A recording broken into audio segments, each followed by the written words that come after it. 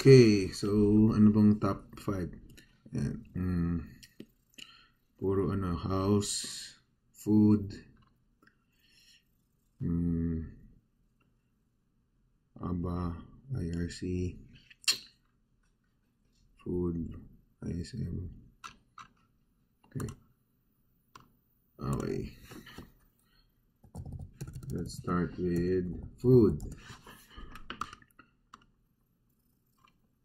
Food is in a big range. Okay, nasa range lang yan. Okay, dyan, consolidate lang. Upper end of the range, 129. Sideways lang. Pero, gaining, ito may momentum siya ngayon kasi 27 na yun. ADX niya. Pero nakita natin today, may parang one day reversal candle. Nag-high ng 123, tapos nag-close sa 117. So, ang laki nun. So, parang baka may resistance din dito sa previous itong high nito nung una 123 tapos 129. So medyo mataas na rin because it came galing 1 peso to so up na rin ng 20% yan. So ako kung up ako ng 20% bebenta ko na rin yan, di ba? Okay, ISM pinakasikat na stocks. Okay,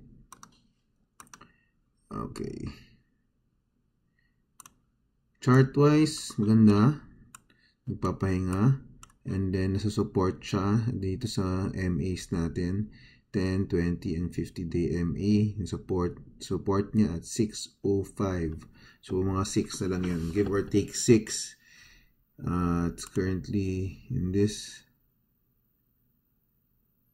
tunnel. Okay.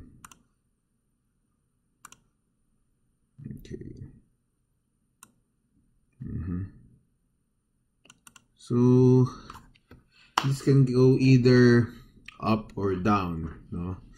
But since it's above, nasa itaas ng 10, 20, and 50 day, medyo okay lang. Pag bibili ako nito, bibilin ko sa 640, tapos yung cut loss ko at 6 pesos.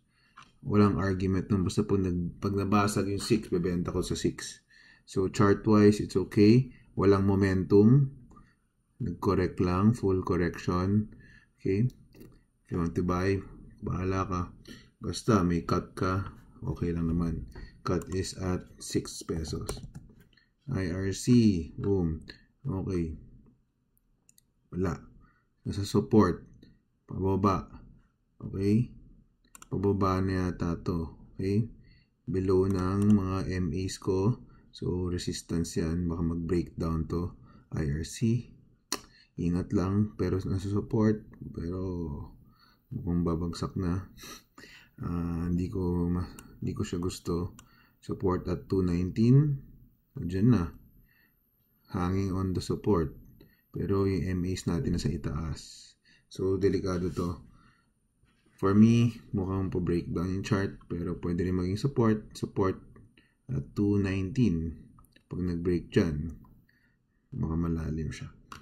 So, ingat lang. House, ano ba nangyayari sa house? Ba't maraming nagre-request nito? House, uy, umakyat 7 hanggang 8.72. Okay, may momentum, pero tingin ko walang masyadong volume to. So uptrend naman siya. Kung nakabili kayo, good luck. Take some profits dito. Laki na rin ng inakit niyan from 760 to 860. That's 15% up. Okay, hindi ko siya masyadong kabisado pero uptrend siya na may momentum and then walang setup. Ito ka low volume lang. So hindi ko siya masasabi.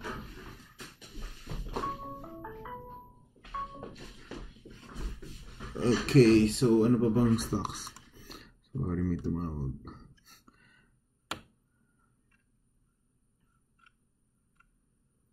Okay.